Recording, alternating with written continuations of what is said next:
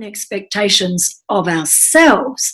So not the expectations of our parents or our friends, our family, our work colleagues, but what do we expect from ourselves, and how can we do more and be more to rise above?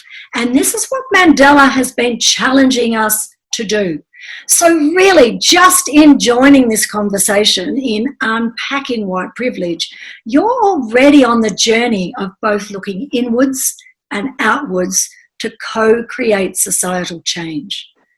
So we're going to begin the conversation tonight with an acknowledgement of country, and the Wiradjuri country, which most of us are sitting in right now. So I'm going to invite our wonderful guest speaker, Addie, to share an acknowledgement of country. Thanks so much. So Yurdumarang, that is good day or g'day in Wiradjuri language, which is my language, which I'll talk more about later. But before, I think it's really important that we acknowledge the traditional custodians of not only the land that I'm living and working on today, the land of the Wiradjuri people of the Kulin Nation, but also the traditional custodians of the land from all the different places you guys are tuning in from right now. And there's such a beautiful list there in the comments that I just love seeing people knowing and being able to pay that respect to those traditional custodians. And we say custodians or owners, but custodians because it wasn't so much an ownership, it was a relationship with the country, and we took care of country so that country could take care of us. So when paying our respects to land and its owners, I think it's really important to also remember the part that we all have to play in protecting and caring country, just like our ancestors did for the last 60,000 plus years, so that it is there for our future generations. So thank you. Oh, thank you, Addie, and absolutely, like we're all custodians, aren't we? And you use that crucial word, respect. And very recently, Addie taught me my first Wiradjuri word, and it is Yindiamara. It means respect, but it's a word that's nuanced by a type of respect that is slow and gentle and polite and honourable and deep listening. And we're going to hold this space with this type of respect tonight.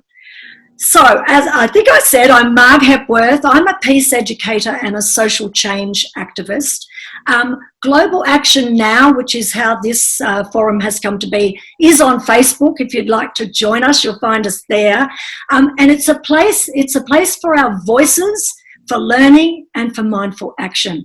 And I really want to thank the organisation Initiatives of Change tonight for their support. You'll be meeting lots of Initiatives of Change members in the breakout chat rooms.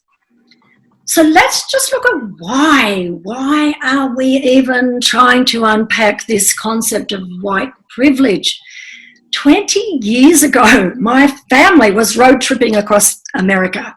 And as we drove into Memphis, we were teaching my children, they were very young at the time, 6 and 8 years old, we were teaching them about Martin Luther King, who he was, what he stood for, and of course his famous speech, "I have a dream."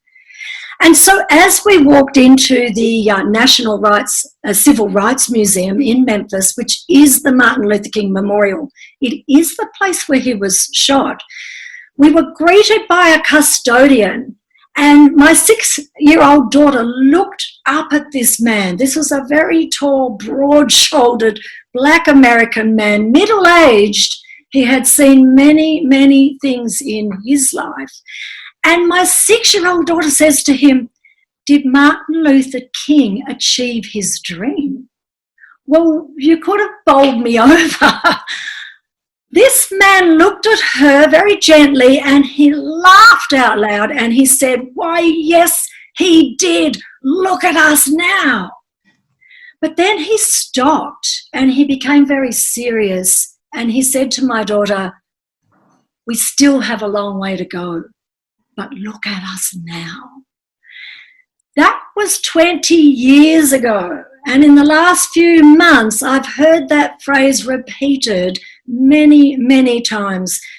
In America, here in Australia, we still have a long way to go. Recently, racism again raised its ugly head when George Floyd could not raise his.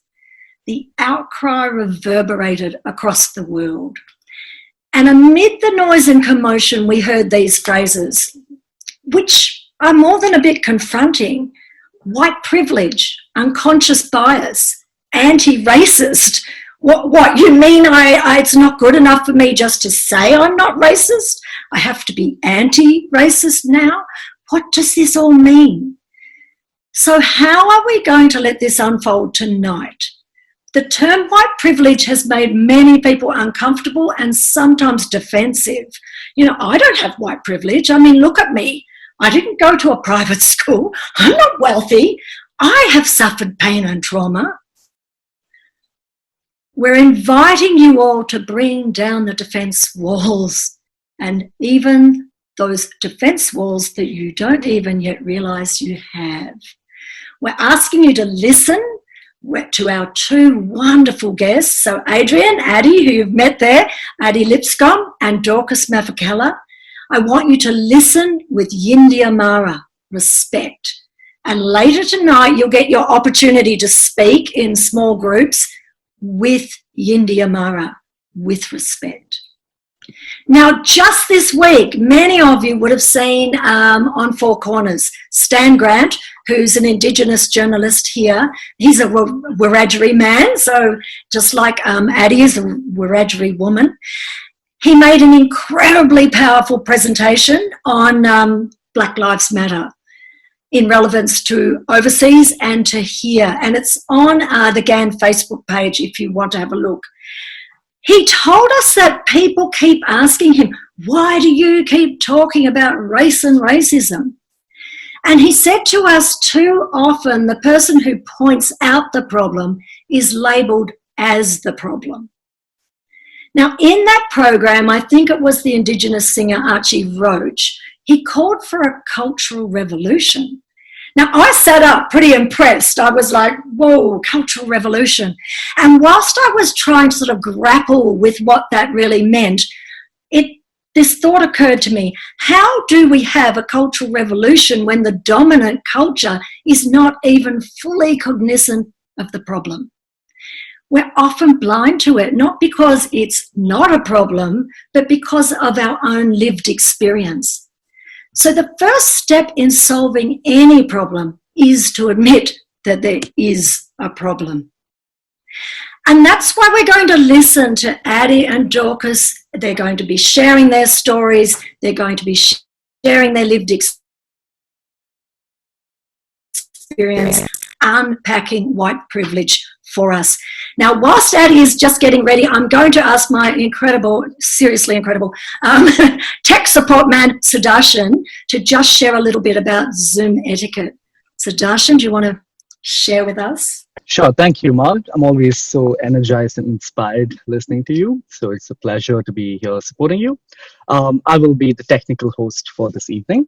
So just a few house rules on what can make this an immersive and enjoyable session for everyone.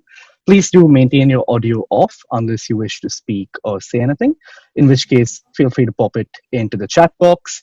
One of the things that I found which could minimize Zoom fatigue is if you can minimize your or hide your self view. That way you can see everyone else except yourself, or you can just shift to the speaker view. It so happens that we become conscious looking at ourselves, and that can become energetically off. So that could be a way of making it more immersive.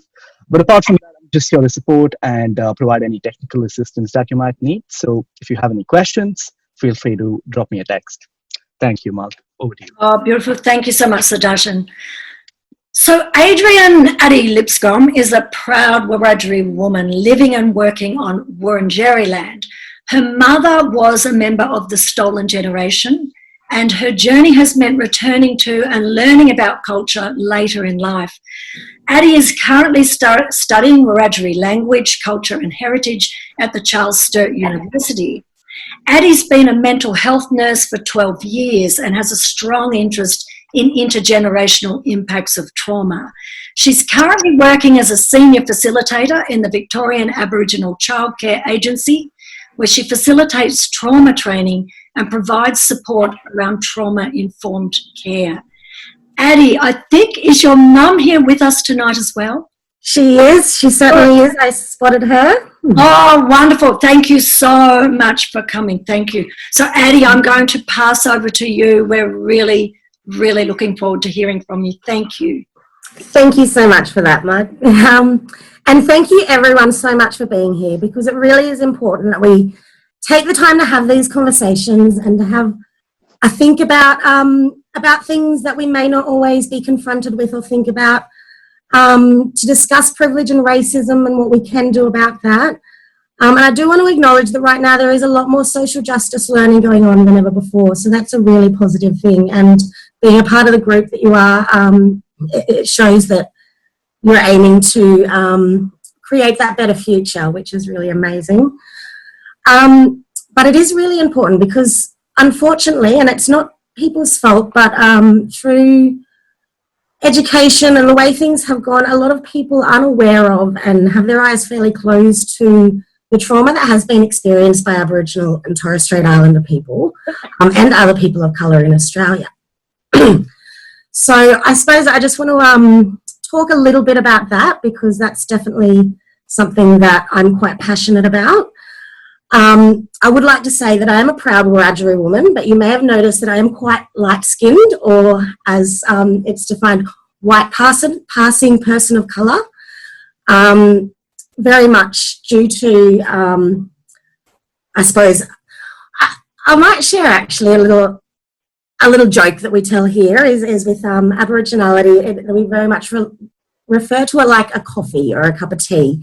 It doesn't matter how much milk that you put into it, it still remains a cup of coffee or a cup of tea. So I am still white skinned or white passing, but with that comes, I suppose, its own identity issues that come along with that. But they are very different to a person of colour. So Dorcas' voice very much needs to be privileged, I think, in this. But I think I have some other perspectives which might be really useful to this conversation.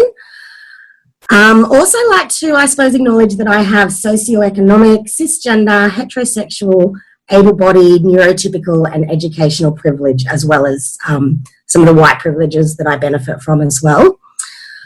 So as I said, my identity comes with some of the challenges, which I'll touch on. But to start with, I might just share a little bit about my family. And in sharing my family story, hopefully it gives that personal side of history, and it may help for people to understand how the past we say impacts today, because people often like to throw around, oh, that's in the past, without recognising that people like my mother was a member of the stolen generation, which I'll talk about, and so we're still seeing the significant impacts of colonisation and what that meant for our people.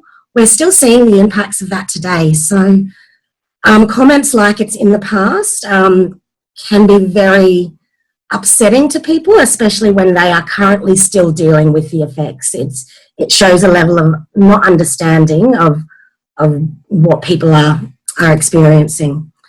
So I'm just going to share my screen for a second.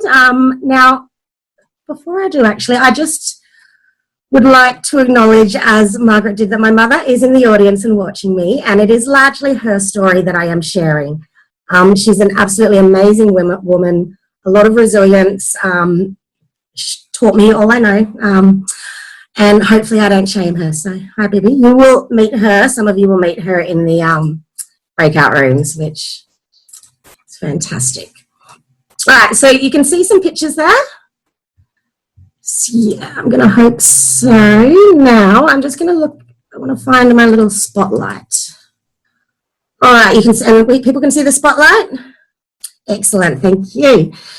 So, I suppose a little bit about our family. My mum grew up on Wiradjuri country, which, as mentioned, Wiradjuri country. Sorry, this is the challenge living on Wiradjuri country. I'm from Wiradjuri country. On Wiradjuri country, which is around the Wagga area, that yellow bit on the map there. Quite a large mob within the New South Wales area. So her and her three sisters, which are here, were born on the Lachlan River in one of the little, forgot the name of it, but their little humpies, by the river, the Lachlan River. She grew up there with her mum and her dad and her three sisters until probably not too long after this photo here.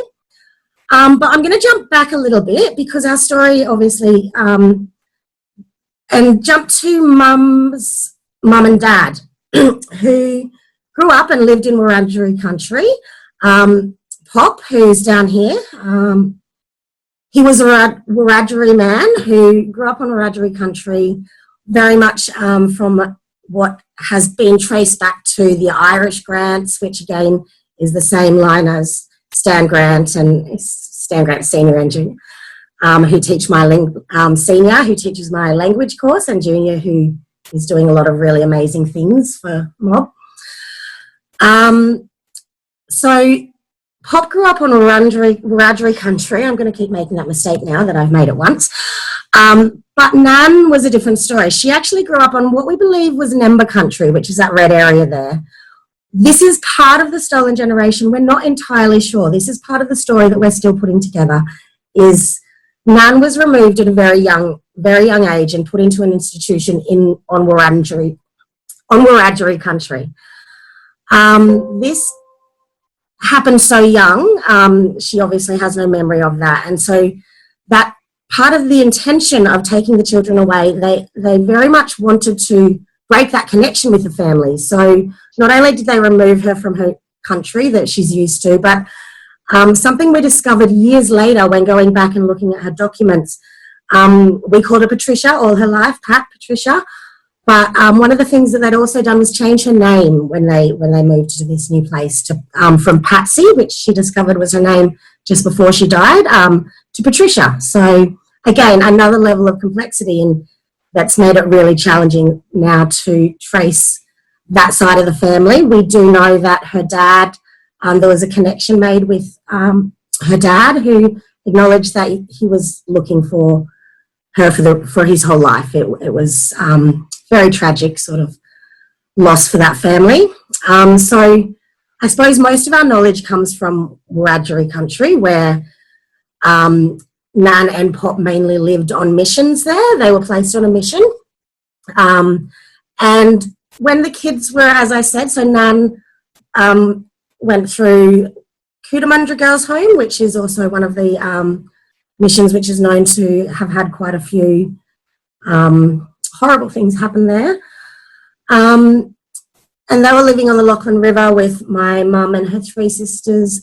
And then they were taken into the missions and moved to Bomaderry. So again, they just tend to move children off country down to Ewan country, which is around this area around Bateman's Bay.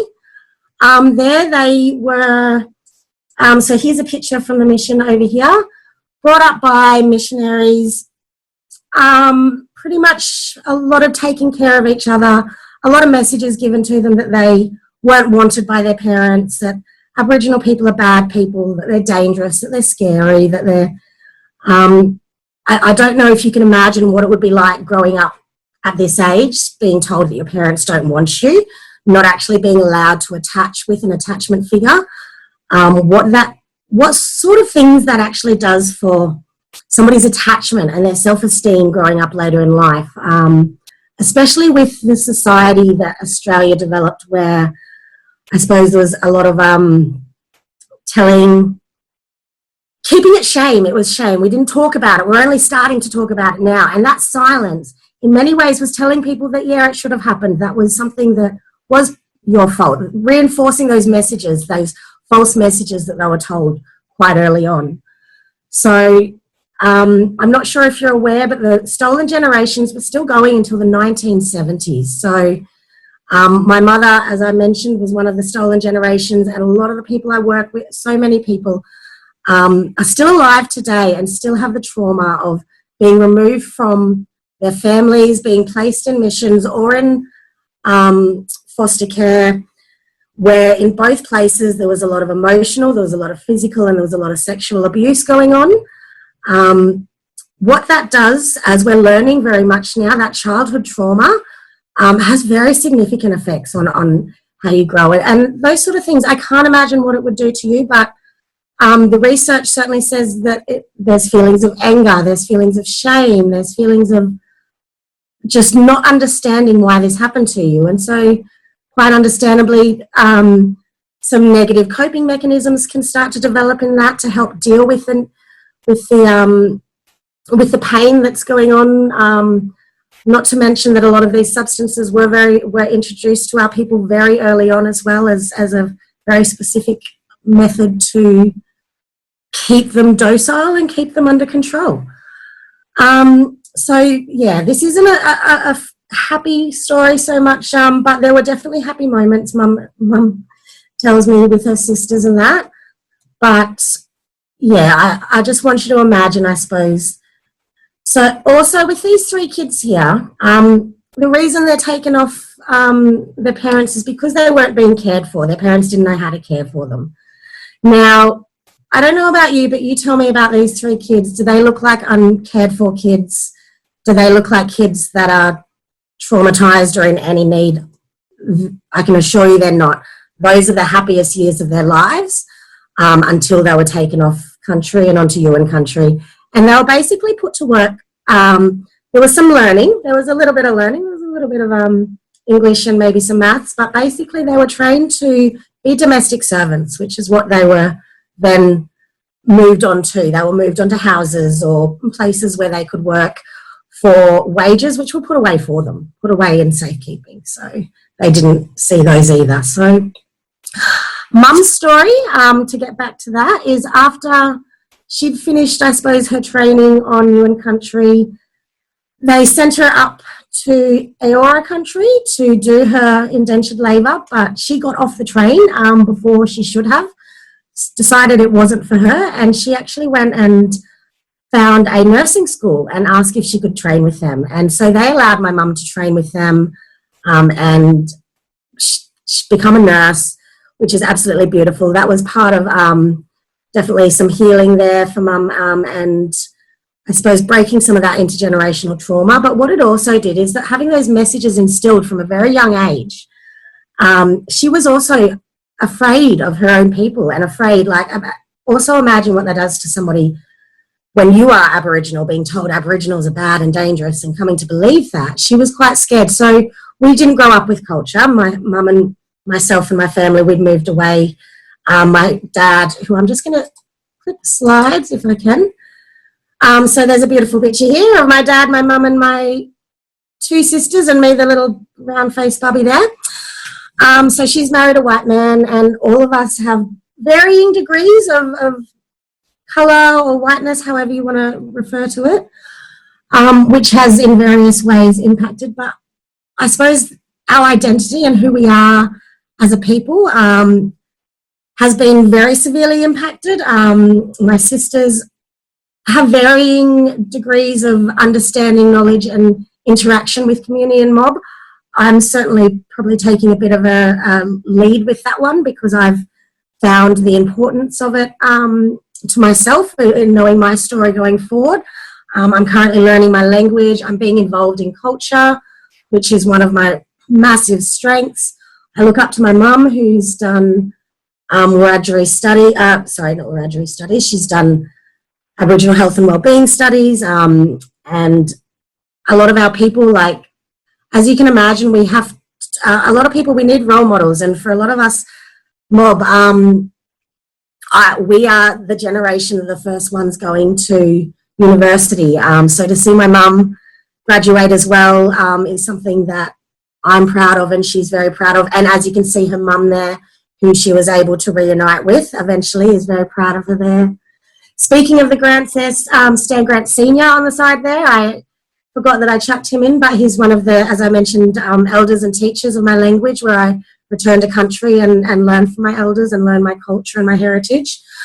But that being taken away and us having to struggle to get that back, that's another part of privilege, I suppose, that you may not be aware of, that you've never had the concern that your race, that your people are going to die out, that they're going to go away, that that's, I suppose, never been threatened as the dominant race and the dominant culture. I then went back to Sydney, Aurora country, where Mum studied to be a nurse, and I did some nursing studies there. So I actually only made that connection myself recently.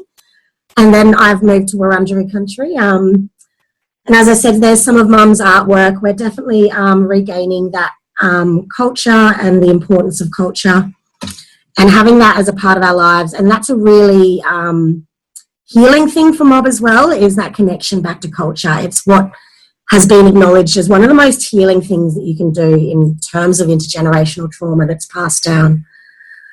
So I do, can I just ask, how long have I got? I've completely lost track of time and I talk a lot. Addie, it's nearly time, but what you're sharing with us is so important. So please keep going. All right, I'll just a little bit more. Yeah, understanding that intergenerational trauma definitely goes a long way towards understanding why our people may have certain socioeconomic disadvantages today. Housing, we've only just started engaging in the housing market around the 60s. It's absolutely amazing, just the challenges still that people aren't aware of in getting houses as an Aboriginal person. If you identify that unconscious bias and stereotypes are still unfortunately there when your applications are next to 10 other people who are not Aboriginal, then employment, education, justice, I'd love you to look into Tenure Day. That's a situation that really shows that somebody who was just sleeping on the train, she'd had some drinks, she fell asleep on the train. The train conductor that threw her off and called the police admitted that he'd never done that to anyone else before, but because this person was Aboriginal, he thought that she might have been at more risk, even though he'd never called the police on a sleeping passenger before. The police shouldn't have taken her into custody. She was not committing a crime. She had a ticket. She was intoxicated, but I'm pretty sure the police deal with intoxicated people on a fairly daily basis without taking them in and locking them up, where 48 hours later they've passed away. So yeah, understanding, I suppose, a little bit about that. One of the comments, I suppose, taking forward is it's really important to build some stamina around talking about these issues because they are really challenging. It's something we've had to do as people. We've had to learn. You can't break down a system unless you recognise that it's there. You can't fight against something unless you know what you're fighting against. So this is hopefully the start of a learning journey where you can start building an understanding so that you can challenge these sorts of ideas that are out there. You will see your place within that system. And again, there's no blame involved in that. It's very much a thing that people are born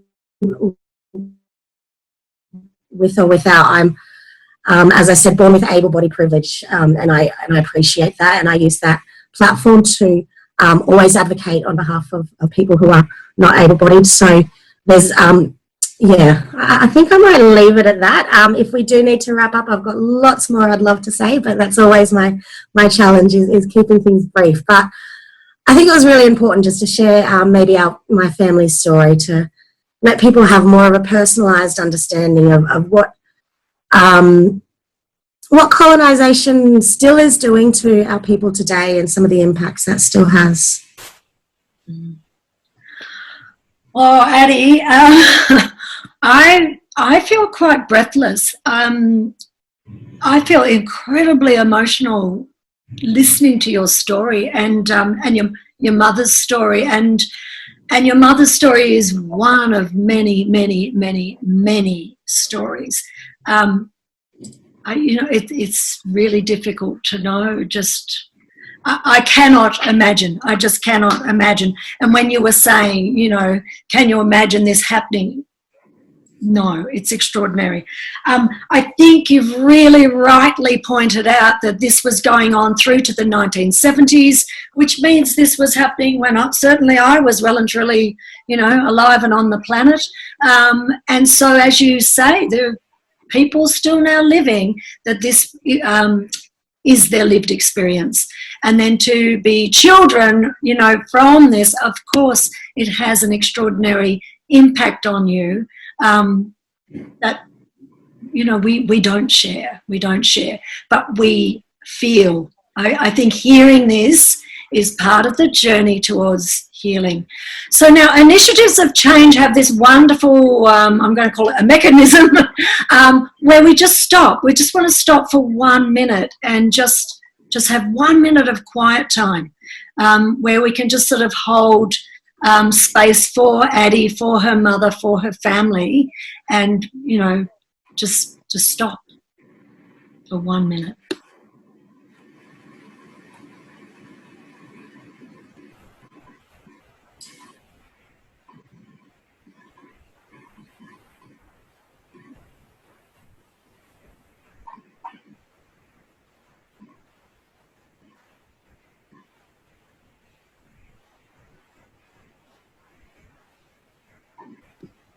Oh, I think we all need to take a lot of deep breaths after that, actually.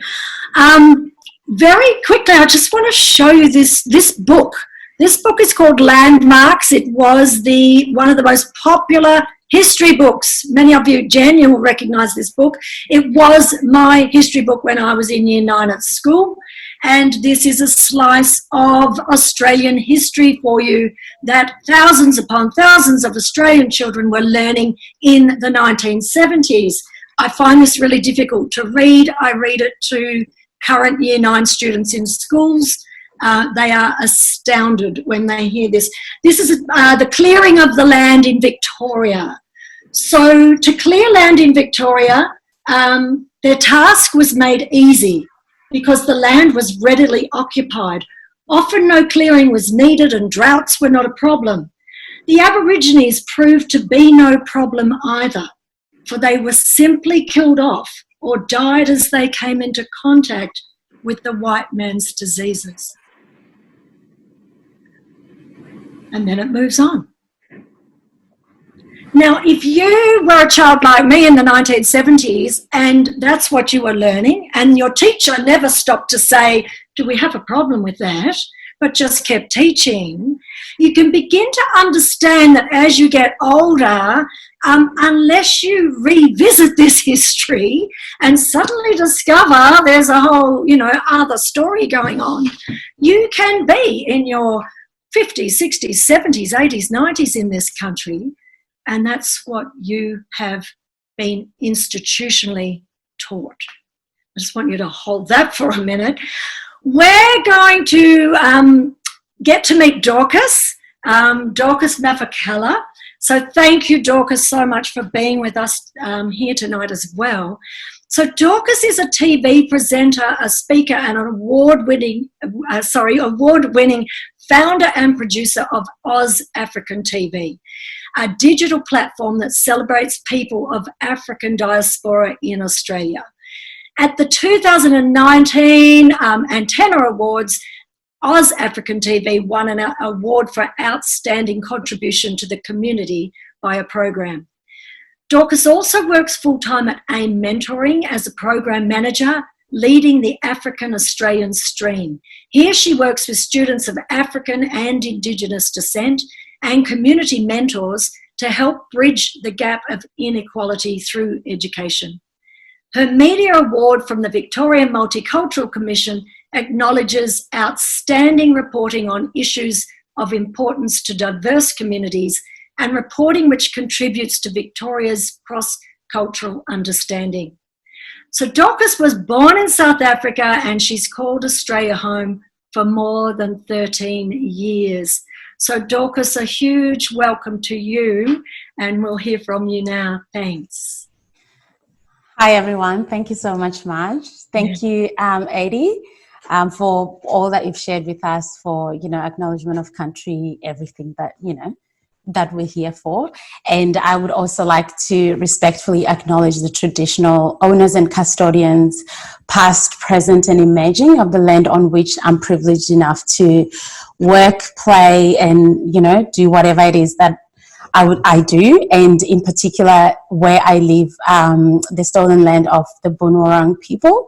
So yeah, I take that with me all the time, and I don't take it for granted that you know, the Indigenous people of Australia have fought for their culture so that we get to be here, all of us. So, yeah. Thank you so much for having me. And, you know, I'm just looking at the time and I'm going to try and be as quick as I can. I mean, this is a huge topic, and it's like, there's so much that we can say. There's so much that we can say from our personal lives, and, you know, growing up in South Africa and coming here, for me, it's different. I'm one of the lucky people who came here by choice.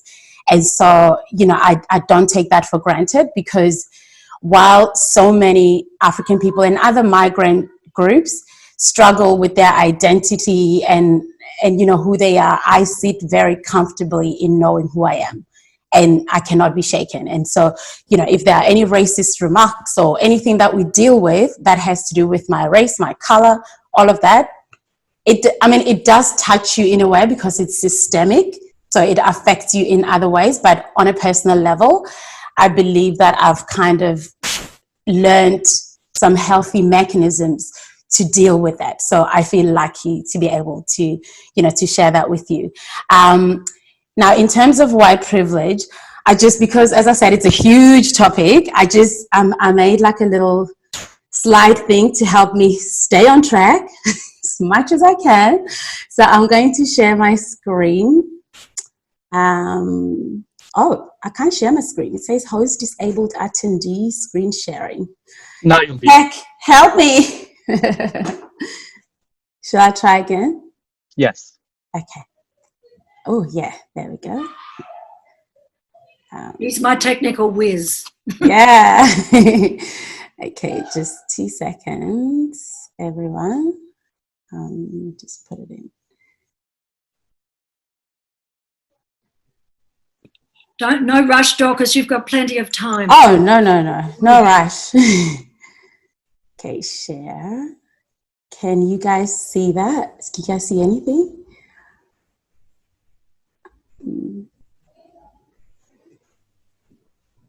How's that? It's perfect. It's better? Yeah.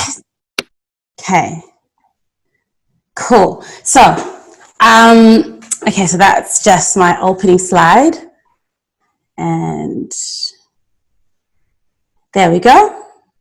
I think everyone has had a chance at some point to look this up in the dictionary, but I just thought I'd put it out here to remind us all that, you know, white privilege is a special right, an advantage or immunity granted or available only to a particular person or group. And in this case, we're talking about white people.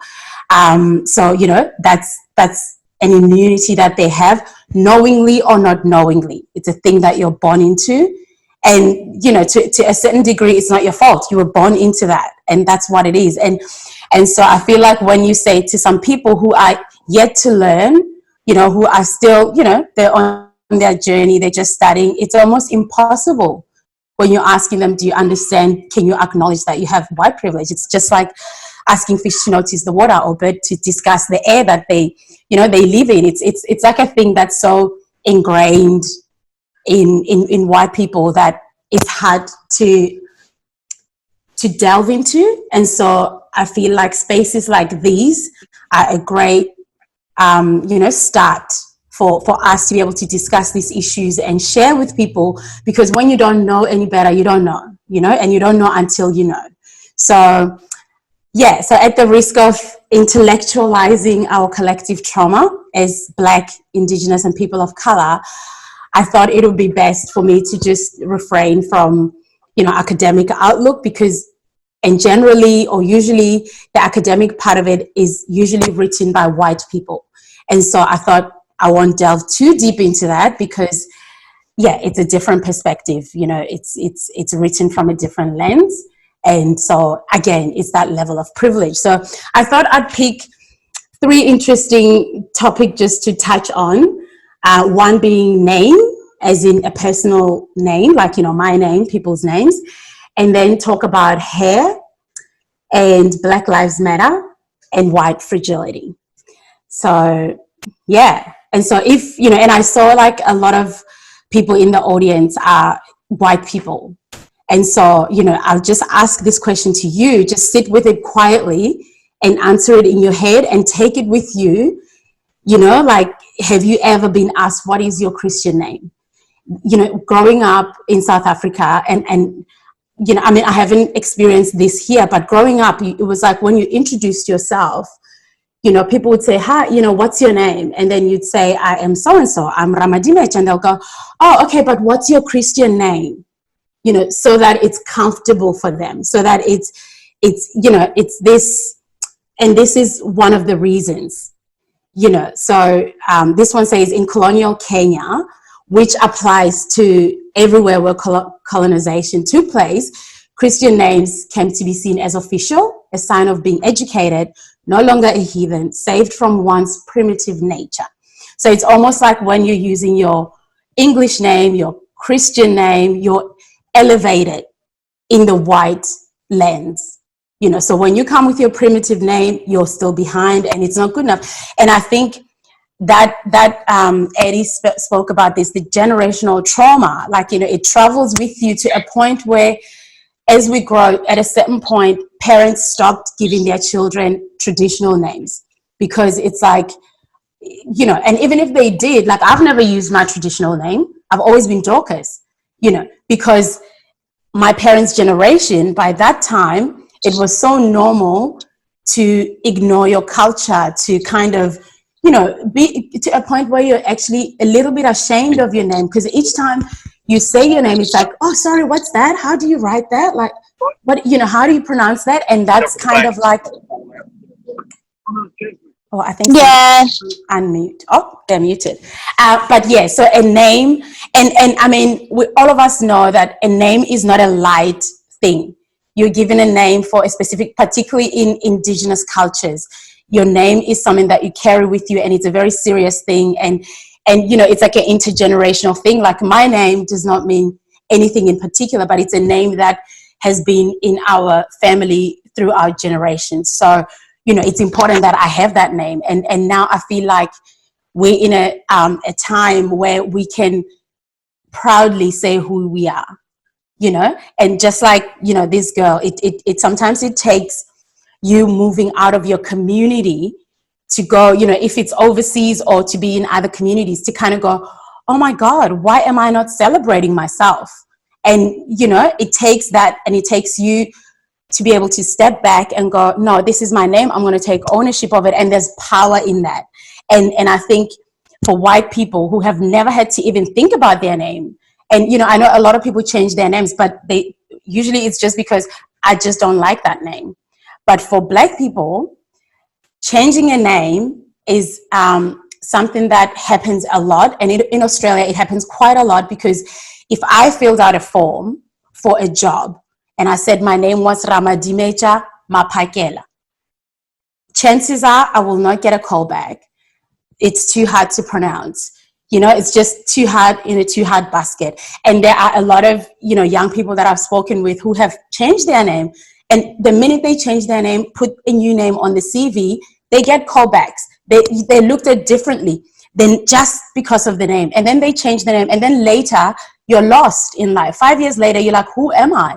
You know, I was given that beautiful name, but now I've had to change it. I've had to shorten it just to accommodate white people. And that's white privilege. And I think for white people who are trying to see and realize how we can change this, it's just like to respectfully allow people to be who they are. You know, so that's my thing about the name. And, you know, just in case you were wondering, that's my name. And even though I've always used Dorcas and it has become a part of my identity, I think it's important for me to, like, when people call me on the phone, because, you know, my Medicare and all my official documents, my first name is Ramadimech. I let people say it. I allow people to say, I don't cut them. I let people try to say my name, and then they'll go, oh, I'm so sorry, I got it wrong. I'm like, you tried. Thank you for that. And that's how we learn. And it's just, yeah, it takes people just respectfully acknowledging people and allowing them to be who they are fully. And another question for, you know, everyone out there is, have you ever wondered what is the real texture of your hair? I have, because one of the things that we colonization has brought again is to make us hate ourselves, hate how we look, show us that this is the ideal of beauties, silkier hair, longer hair that falls down, all of that sort of stuff. And again, it's generational trauma. It travels through to a point where, the generation of my parents, again, and I'll refer to them because that's how I was brought up, to a point where as soon as you're old enough, you're 5, you're 7, the minute you're that old, they start straightening your hair because you have to be presentable, because, the white world says if your hair is, kinky and short and all of that, that probably means you're poor. That means you don't care about yourself. That means you're not beautiful enough. And so a lot of us grow up not knowing the real texture of our hair because it was always chemically treated. And that has brought a lot of trauma, not only to the physical, appearance of ourselves, but mentally, it's almost like it, even now, it lives with you, because each time you're like, oh, what is that? Oh, that's my natural hair. It's a new thing that we're still learning. And again, the white privilege thing is you've never had, hair is not a thing. Hair is a thing that grows out of your hair, and that's out of your scalp, and that's it. But for us, hair is a thing. It's a political statement. It's like, when you see Black people do a certain hairstyle, it's not because they just like, that's just my hair. Although this is changing, people are doing that because we live in a hyper technology time where we can see people who look like us on social media and things like that. But sometimes our hair, it's a political statement. It's something that you're like, I'm going to do it because why not? Why can't I? And it's moments like these where you're like, okay, what is this life? And like that, I listened to this podcast, and they're talking about, why is black hair a thing? And somebody on that talk show, on that podcast, I think they said, it's because white people make it a thing. Because for us, we're born with this hair, but suddenly people want to touch it. People are so curious. And so it becomes a thing, and suddenly it's not good enough. And it's and that's, again, white privilege, because most people feel entitled to ask about a thing that's so natural. And so you become self-conscious about it. And then you have to do something about it. And then, it's just like a domino effect, and it just grows and grows and grows. And when I saw this, the fact that Black people have been living in Australia for so long and contributing to the society, economically, socially, in every way, but to actually have a petition to have textured hair education, included in Certificate 3, in hairdressing. It's like, really? Are we still doing this? Because, but again, it's that white privilege that these institutions and these platforms, these TAFEs and these hairdressing schools are run mostly, I don't know any Black run, institution, but like a TAFE or whatever, but they're run by white people who don't realize that when I take my daughter to a hairdresser's and I'm like, please, can you untangle her hair? Those people don't know anything about it. I did that. I went and I was telling the people I work with this afternoon that I wasted my $45. The hairdressers did not know how to touch my daughter's hair. And they were like, and it's not because, I don't know, like, it's because they've never been taught. They're hairdressers. If they were in a class where it said, when you're dealing with a textured hair like this is how you touch it. When it's silky, this is how, just like how they teach you how to cut hair. So, yeah, but to see that in Australia, in this time, we still need a petition to have these things happen. It's a shame, but I believe that we are headed in the right direction. And as you can see, they need more signatures. So all of you who are here, it'd be great if you jumped on there, help the cause, and help the hairdressers so that we can feel welcome in the whole landscape of Australia, that I can walk into a hairdresser's and get my hair did, I don't have to go to like Footscray and that corner and this, and it's so expensive because it's not accessible. So again, that's that white privilege thing. So, white people don't have to think about these things. You just wake up, you're like, I want a haircut, and there you can have a haircut. And there's nothing wrong with that. But, I can't just do that. I'll be like, I need a hair. We don't do haircuts. I need to get my hair done. And so I'll have to call a friend, go buy a hairpiece, or, order something from overseas. So, it'll be great to see this change. And so that's the hair thing. And the last point is, the question is, have you ever felt like you need to shrink yourself in any way, in any situation, in any room that you walked in? This is a thing for Black people. Sometimes, you are unwittingly made to feel smaller because you're too loud, like, you're wearing this big thing, or you just, I don't know, your presence is just too much. And recently, a lot of Black people, particularly here in Australia, we had the feeling to shrink because of, the, what did ScoMo say? Don't bring overseas problems into this country. That statement along those lines. And so Black people almost felt like, we can't voice our opinions. We can't support this movement. We, in as fully as we can. And this is just one example. And I remember somebody put something on social media once and said, I challenge you as a Black person, next time you're walking towards a white person, don't move out of the way, because we do that as Black people, and that's the shrinking. And white people have never had to do that, and that's their privilege because they don't have to think about these things. They're born into it, and that's just how they've always lived their lives. And then I think a lot of people came back to that thread and they spoke about how empowering it was to be able to stand your ground and just walk straight and let the other person move out of your way, because you don't owe them anything. They can move out, and so can you. And I also remember my sister saying to me once, she's an optical dispenser, so she works a lot with customers, people who need help with glasses and stuff. So there's a lot of conversation. And so she said to me, do you know that white people don't look you in the eye? And I was like, oh, I've never noticed that. And she was like, yeah, they don't.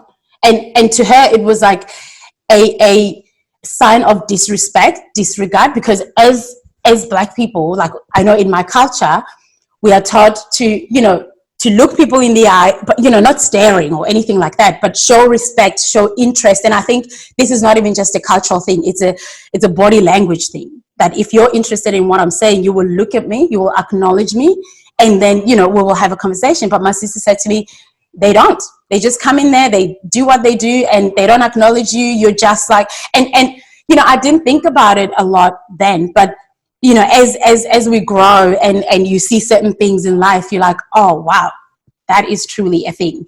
And I think the reason that one of the reasons that it's this white privilege thing is a bit hard for white people is because when, being pro-Black doesn't mean you're being anti-white. And white people need to understand that, because for a long time, as Black people, we've been so oppressed that we didn't have platforms or names for these things that we're going through. And now we know what they're called. And just because I'm saying Black is beautiful doesn't mean I'm saying anything else is not whatever it can be. I'm just saying this is my time to, claim all of that generational trauma and kind of say, hey, you know what?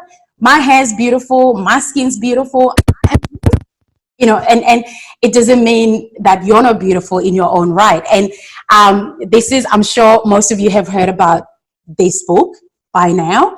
And I guess, one of the little things that I picked out of there is that not naming groups that face barriers only serves those who already have access. And the assumption is that the access is enjoyed by the controlling group is universal. Again, this is white privilege that you might not be aware of.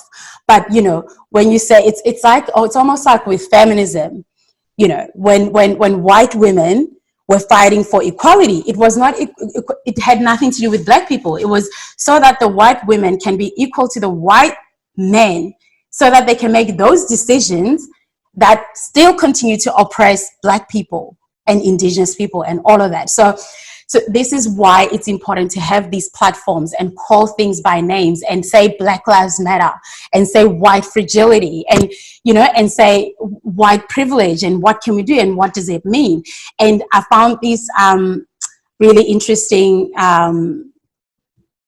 article which has 10 things you should know about white privilege, which are listed here. And, this is online, and I'm sure everyone can access it. I'll share the links with Marge as well. And so, number 2 says, you should know that white privilege is not class privilege, because people are like, oh, but I'm not privileged, I'm poor, and this. It's not class privilege at all. But it's, when you delve deeper into this article, you can read a little bit more about it. And number 3 says, you should know that, I don't know if people know Jane Elliott's blue-eyed experiment. I've got a link to the video as well. I can share with people later on.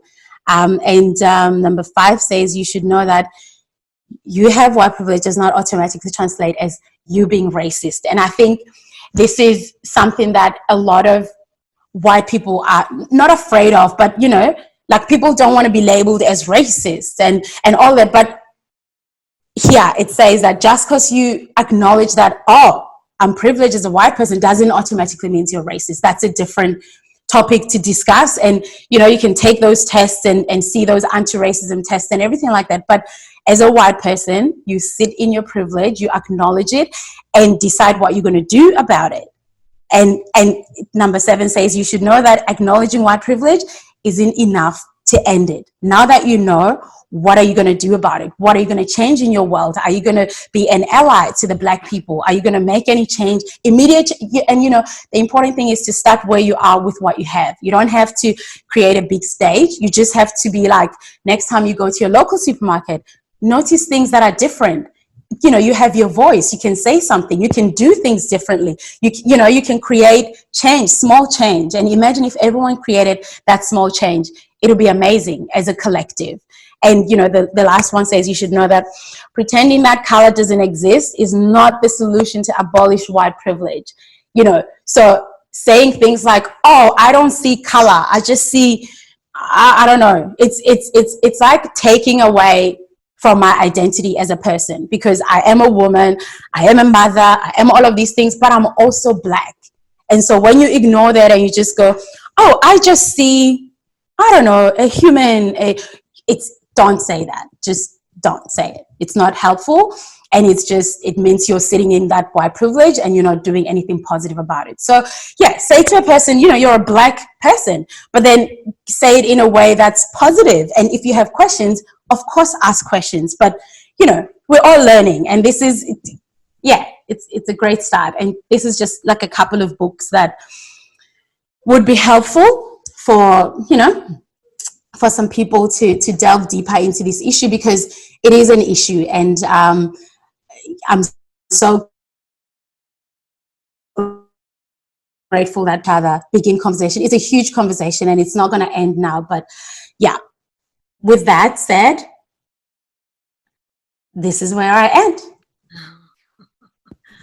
Whoa, Dorcas, thank you so much. I know you can't hear the applause right now, but I know everybody is absolutely just cheering you on.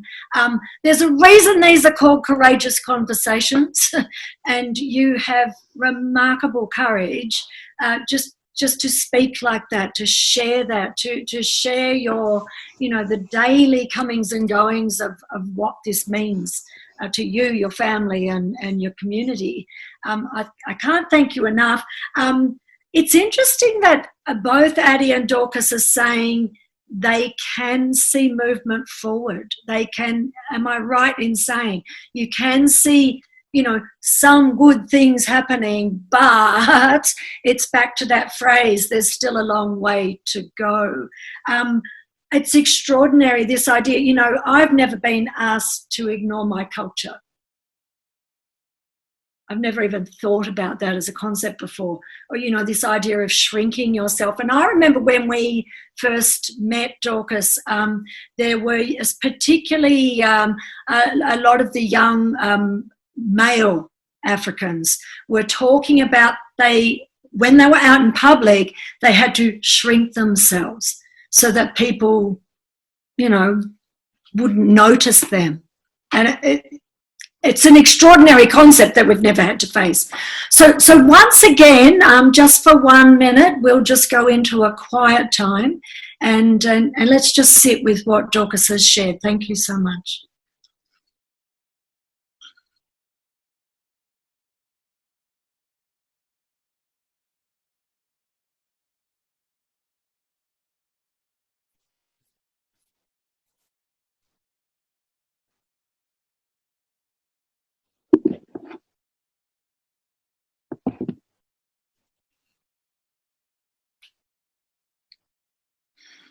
So again, let's just take lots of deep breaths, I think. There's some great stuff happening there in the chat box. People are sharing, they're sharing links. Somebody's already signed your petition, Dorcas, which is incredible. And I'm going to apologise because now I'm still calling you Dorcas after all of that. So that's something I will need to change as well. I'm very aware that I should have made this a 2-hour forum, and instead I very stupidly made it 1.5 hours. But we are going to go into small breakout groups. And if I can just share my screen, I hope I can here. Where it's leaping all over the place. Never mind. I'll explain it to you and I'll put it in the chat room. Essentially, we're going into small breakout groups. We're going to be looking at 2 questions. So the first one is really just, you know, how do you feel? How are you feeling right now? You know, what are the thoughts that have come into your head? What's your response to what Addie and Dorcas have shared with us? But the second question is really important, and that is what Dorcas really just put forward. She said, well, what can we do? Right? Now, global action now is solution focused. It's not just about listening. It's not just about talking. It's moving to a point of action after reflection. Right? What can you do to make change? It might be in your family, it might be in your workplace, it might be somehow in the community. As Dorcas said, you know, very small actions make big change. So, my technical whiz, are we able to go into group breakout? And we're going to have to put a strict time limit on this. And I don't know that we're going to have much time to share when we come back together, but I think the small group sessions themselves you know, will be very beneficial. So we're ready to go. Each group has a group leader, but that group leader is going to ask someone else to perhaps take notes and maybe just be able to share one thing when we return. How much time have we got, Sudarshan? 26 minutes. Sorry? 26 minutes approximately. Yeah, but we don't, do we? Oh, we've got 26 minutes left. Yes. So if we disappear for what? 15, 18? We could do about 18 minutes, yeah. Let's go for 18 minutes, thank you.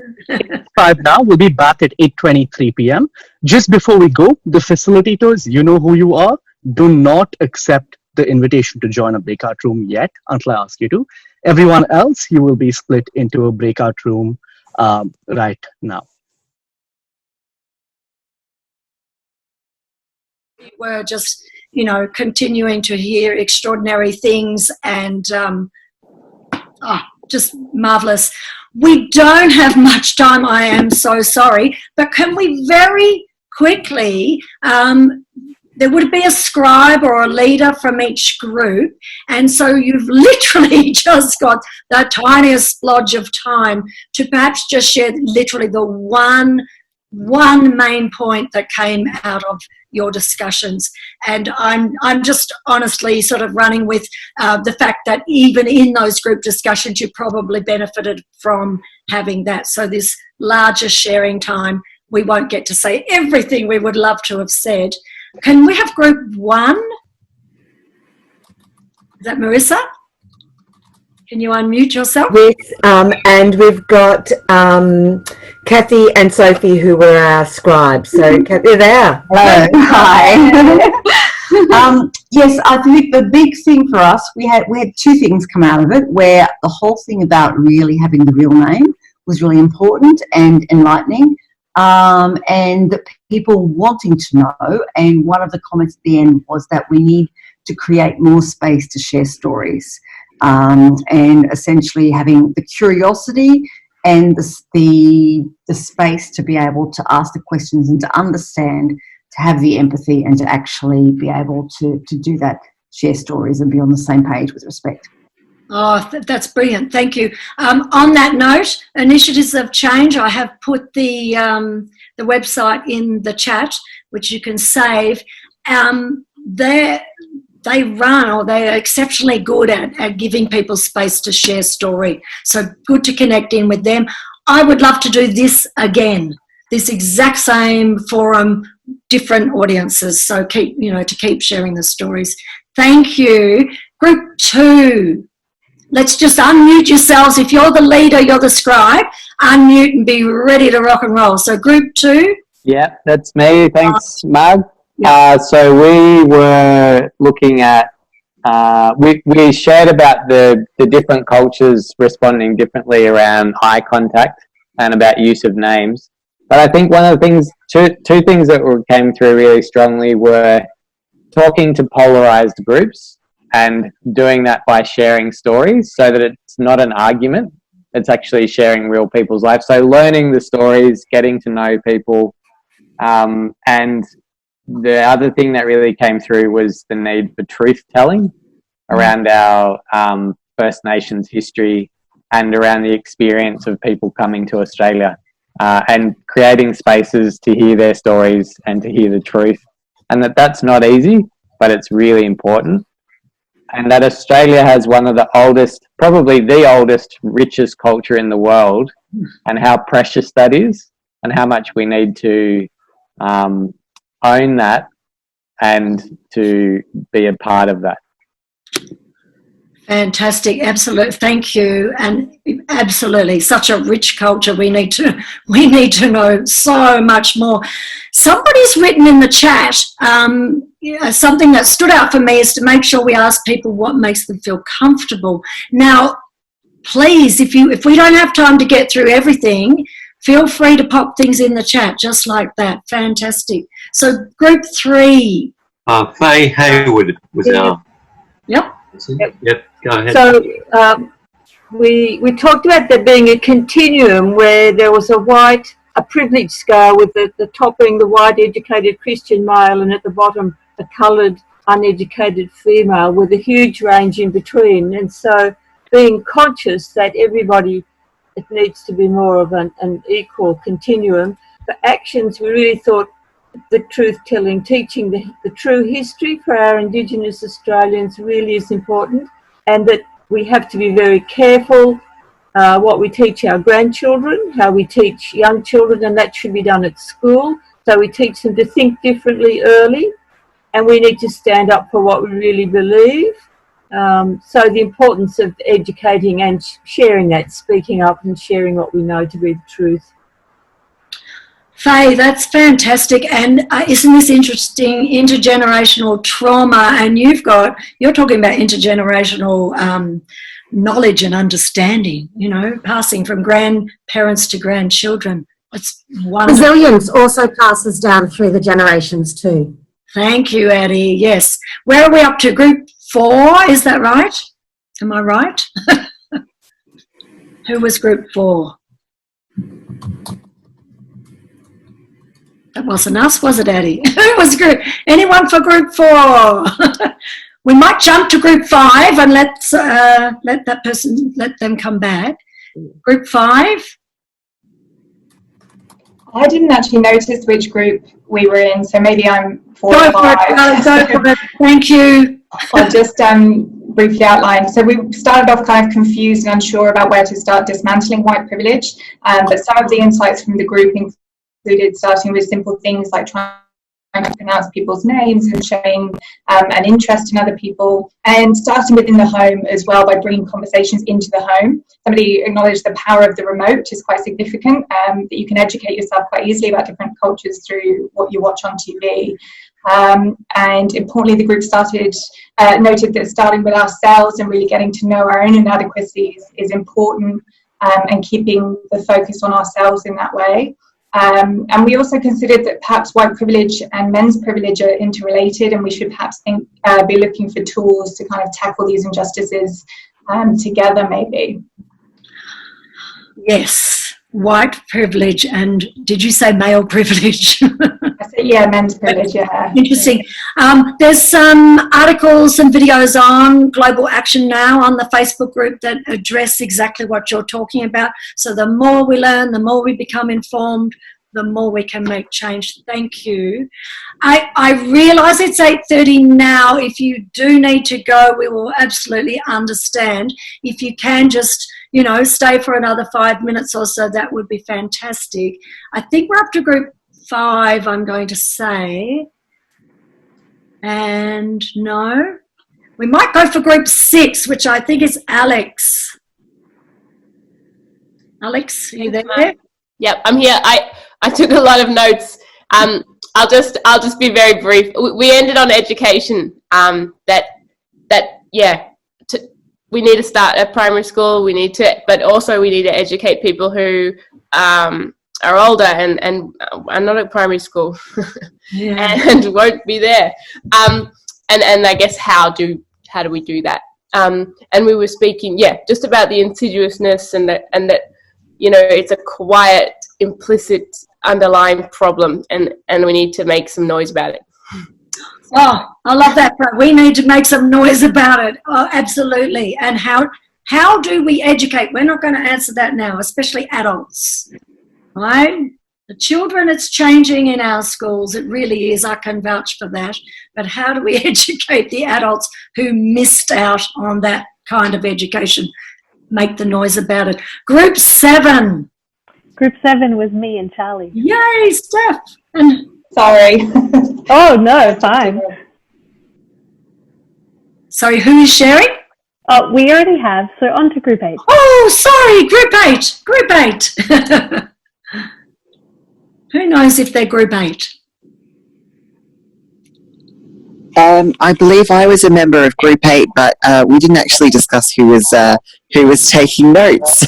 Go for it, Babs, go for it. Apologies. We had a really lovely discussion about basically the progress that I guess has been made in terms of a greater understanding of the atrocities that have been committed against First Nations people of Australia.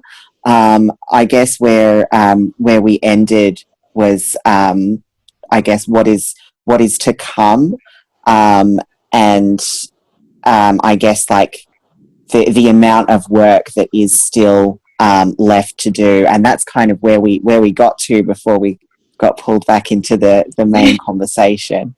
Big chats. Oh, there was so much going on, wasn't there? But Mems, you've just done something, and great to see you here. Thanks for joining us. But you've just done something. You see, everyone sat there going, oh, should I talk? We didn't decide who was going to be the leader. And do you see, this is, group psychology, isn't it? And you've gone, okay, I'll speak. And so coming back to, Alex, let's all make some noise. Let's be prepared to speak. Yeah, fantastic. Thank you. Where are we up to? Group 9? Were you group 9? Are we up to group 10? No group 9 or 10. Sorry? There was no group 9 or 10. There's no group 9 or 10. Okay, thank you, Satashan. Well done to everyone. Addie, did you want to just give us one final sort of thoughts? You're going to have to unmute yourself. Mark, could I just say that Kate's going to give an update on Group 5. Thank you. Sorry. Kate, go for it. Sorry, I'll be very quick because I know that we're very much over time and everyone wants to wrap up. But we had a number of conversations. I think that we really came out of, two main messages really came out of our discussion. The first is that being unconscious of your privilege is a privilege in and of itself. So if you want to do this work, then you need to think about the language that you use and the history and how that affects your day-to-day life, and how coming from a place of white privilege, those things are unconsciously set up in order to create a white privilege system, and that doing the work of thinking about it is our responsibility. And second, I think, is that we have to make sure that we're not centering ourselves in this discussion. It's not about us and what we're thinking or how we're feeling or what we're doing, but rather what is happening around us with the communities that we are trying to think about. Thank you very much, Kate, for that timely reminder. Yes, absolutely. And that's a really strong point to wind up the groups on. We haven't had enough time. We're just going to hear very quickly from Addie and Dorcas, and then I'll wind us up. But please email me any ideas that you have. I've just popped it into the chat again. I think you all have my email address. Please, keep the conversation coming. Any thoughts, send them through. But Addie, let's go to you. Did you have a few final words to share? Well, thank you so much. I suppose in question there is a lot of people asking, what do we do about people who don't want to know? And that's a real big challenge. Really, the first step is that you need to feel comfortable with the topic and speaking about the topic so that you can start having the conversations and addressing people. And the first step to that, again, is starting to engage. We have some amazing stories out there. There's some amazing writers, movies, In My Blood It Runs, Dark Emu, Growing Up Aboriginal in Australia by Anita Heath. That is absolutely mind-boggling. Engage with our art, engage with wear your pride. Like, people often worry that you can't wear Aboriginal designs and such, thinking that it's appropriation, but in actual fact, we're designing it for people to enjoy. It's to promote our culture, to start conversations. Just make sure you're buying from Black businesses and Aboriginal-owned businesses, because there are quite a lot of scammers trying to make money off that as happens. So know where it comes from and have the conversations about it. Be respectful. Turn up to our marches, turn up to the Survival Day, turn up to the NAIDOC Day marches, start engaging with community. I know we kind of seem scary because of this fear of the unknown, but we're really welcoming and we want to have you involved. We want to have you at our days. We want to share our culture with you. So please be a part of that, and then you can share it on with more people.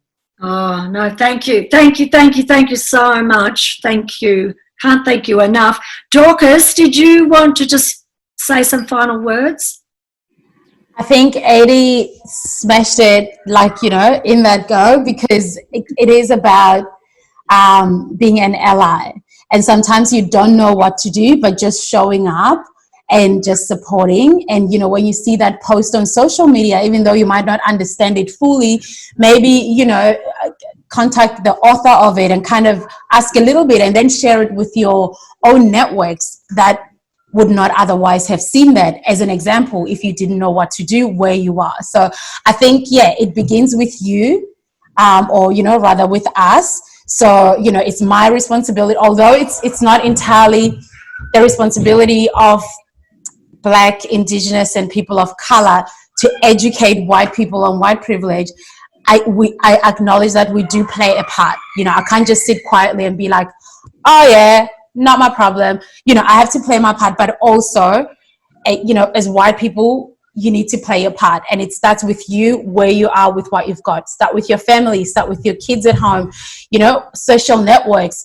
Go to those sites that you wouldn't otherwise visit, go and see what Black businesses are doing, support them, talk about them, ask questions. And I think that, small steps.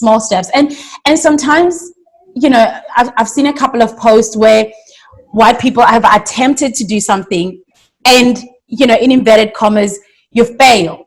But it's okay to fail, because if you don't fail, then you won't know what's the right way. And if you open yourself to people coming back and giving you feedback, and you take it and you have a conversation and you do better and you do better and you move on, and that's it. That's all we could ever ask for. And that shows respect and acknowledgement and the fact that you want to be a part of a positive change. Thank you so much all for being. Thank you so much. Last year, myself and Claire, who's here with us, we walked the songlines from Broome. It was a 90k walk with Aboriginal guides and mentors, and we learnt extraordinary things, and it was just wonderful to be immersed in culture. And I think we actually can all step out and, find ways to learn more, to engage more. We're going to have to wrap it up there. We could keep talking all night. I realise that. Global action now is all about remaining solution focused. And so as Dorcas and Addie have said, small steps, your actions may be a conversation in your household with your kids, or dare I say with your parents, and putting new procedures and processes in at work. Or there are numerous ways you can actually support making change. So I'm listening to Addie and Dorcas. I cannot thank you both enough for what you're bringing to community. I'm listening to Stan Grant, who actually invites all of us to walk the last part of the journey together. And I'm taken back to the words of the custodian at the Martin Luther King Memorial ticket booth, telling my daughter that we still have a long way to go. But I like to think that the subtle difference now is in the we, the all of us, and that perhaps there is a greater sense of solidarity in our desire for a non-racist future. So we're going to leave you all there. I would love for you, I need to say a huge thank you to Initiatives of Change and all the leaders who stepped in to run those small group breakouts. A massive thank you to Sudarshan. You have no idea what he did for us in the last few days, and even tonight rescued all of us. But of course, the massive thanks must go to Dorcas and to Addie and your mother, Addie, Bev, for sharing as you did, the courage to share. Right? It's meaning everything. I would love for everyone to unmute themselves and just give our beautiful guest speakers the biggest, the front room of wave. Thanks, everyone.